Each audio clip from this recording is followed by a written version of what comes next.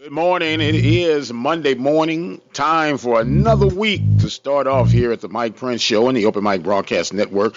I am your host, the radio guy. Welcome to this Monday edition. Of course, our social media handles for Instagram, Facebook, and Twitter are all at the Mike Prince Show. The YouTube channel is Open Mic Broadcast Network. Our website, obnradio.com. And our 24-hour dial-in message line, 713-570-6736. We want to give a shout-out to our sponsors and underwriters for today's episode, Prairie View Athletic Club, serving student-athletes since 1986. Temple of Refuge Ministries, located in Prairie View, Texas. Texas Farm Bureau Insurance, located at 3019 Waller Street in Waller, Texas. Attorney Lee Van Richardson, located in Hempstead, Texas. And we cannot forget the good people at Diva Skin Conditioner. They're located at divafeet.com. That's D-I-V-A-H feet.com. Money back guarantee. You absolutely have nothing to lose. And with all that being said, we'll jump right into today's episode. Want to say happy Veterans Day to each and every one of you who have served our beloved country. It's because of folk like you that give people like me the freedoms and the opportunities to flip open a mic and express oneself without any backlash, at least legally. You're going to get backlash no matter what you do just because of what you stand on as far as opinions go.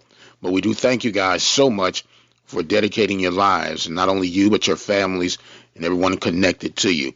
So happy Veterans Day to all our armed services of this country. Congratulations to the Panthers of Prairie View. Coach Covello and the Panthers victorious over the Howard Bison, winning the SWAC Soccer Championship by the score of 1-0. Coach Covello, in her second year under leadership here on the campus of Prairie View, hoists up the championship trophy. Now you have volleyball with their sights set on trying to do the same thing starting this week in Itta Bena, Mississippi, on the campus of Mississippi Valley. Coach Tacho Tyler and the Panthers, they fell short this past weekend, or should I say Friday, to Texas Southern. But nonetheless, they're in position to make a run for it in the upcoming tournament. Of course, the Panthers victorious over the Pine Bluff Golden Lions. Congratulations to Dewanye Tucker. 1,007 yards on the year, and you still technically have 2 games remaining. No Jalen Morton over the weekend, and sources are revealing that you probably won't see Morton until the final game of the season against Alabama State, which does kind of make sense. There's no sense of risking the injury possibilities and probabilities on the opponents of Edward Water. No disrespect to them, but you want your best opportunities for success with this young man in a game that's going to count. So we'll be checking the monitor on that to see how things work out. Meanwhile, Connolly and Starks were in the rotations for the Panthers over the course of the weekend. The game started out a little odd, but then things finally got on course. I hadn't seen this, I don't think, ever, as long as I've been covering football. And it kind of made me scratch my head. Did it really matter? But both teams were on the opposite ends of where they had agreed to get or receive the ball. And so there was a little confusion at the beginning. Then they ended up getting it right, and they had to flip sides. But I was like, the game hadn't started. Does it really matter? But, oh well. But the Panthers came out. They've improved their record now to 4-5 overall. 2 games remaining with a strong probability of finishing 6-5, which would be a game improvement from Coach Dooley's initial year of 5-6. Be interesting to see how the Panthers try to scheme, not necessarily against Edward Waters this week, but against Alabama State. It's going to be a unique game, the fact that it's being played on Thanksgiving. And for the most part, the postseason play is non-existing for the Panthers as we see it now. But that is not the case for the Grambling State Tigers. They go in and pull off the heist of the year, if you would. They knock off Alcorn 19-16 in overtime. But don't be surprised, because Grambling had success against Alcorn, in particular at the hole on their home field.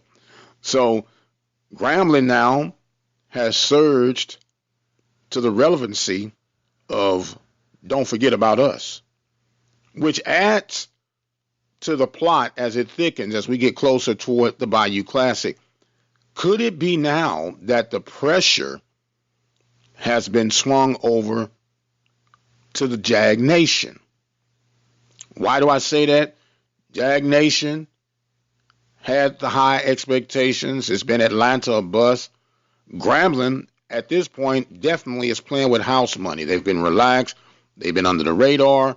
People pretty much wrote them off, but they've been stealth-like in their approach, methodical, and now they're in a key position now of making sure that everything lines up according to the Grambling Stars. Their next game will be against Mississippi Valley, and you would have to like the odds of Grambling beating Valley, although Valley will be hosting that game. No disrespect to Valley, but Valley still trying to get over their own stumbling blocks, and will make one wonder, do they have enough to be a factor in this final stretch of the regular SWAC season? Still a lot of football remains to be played. Over on the east side of things right now, Alabama A&M with a huge win this past weekend. They are now chasing the Braves, and they have yet to play. The Braves still probably one of the favorites to represent the conference. They got to get over this aching loss against Grambling, missing on a 33-yard field goal attempt in overtime, which now plottens things and thickens the plot on the eastern side. So a lot of football that remains. Basketball getting up and off the ground. Sunday night basketball action on the women's hardwood. Georgia Tech 59, Grambling 42. The U, Miami University 83, Jackson State 68. Saturday night action, Alcorn falling up a little bit short against Stephen F. Austin 67-62. Alabama State 76, Mobile 66. North Alabama 86, Mississippi Valley 60. And on Friday night basketball action, on the women's side of things, Coastal Carolina 76, Arkansas Pine Bluff 68. Number 2, Baylor University 120, Grambling State 46. Prairie View falling short to Oklahoma by the score of 94-48. Friday night actions in men's basketball, Grambling 147, Ecclesia 52. Utah 143, Mississippi Valley 49.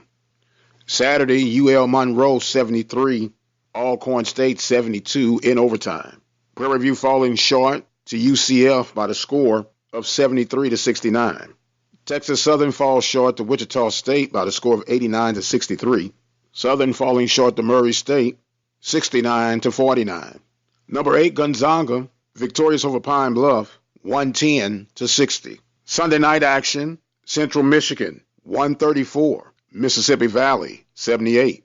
Missouri State 59, Alabama State 50. And tonight with a 7 p.m. tip-off will feature UAB hosting Alabama A&M. So there are all of your basketball updates for the Southwestern Athletic Conference. Still a lot of football that remains. Don't forget to check us out later on today for our SWAC teleconference presented here on the Open Mic Broadcast Network. And congratulations again to the Panthers of Prairie View for being the 2019 soccer tournament champions, as well as the co-champions for the regular season with the Howard Bison. And they got over that hump by beating the Howard Bison in the championship. So job well done, ladies. I am going to exit stage left for now.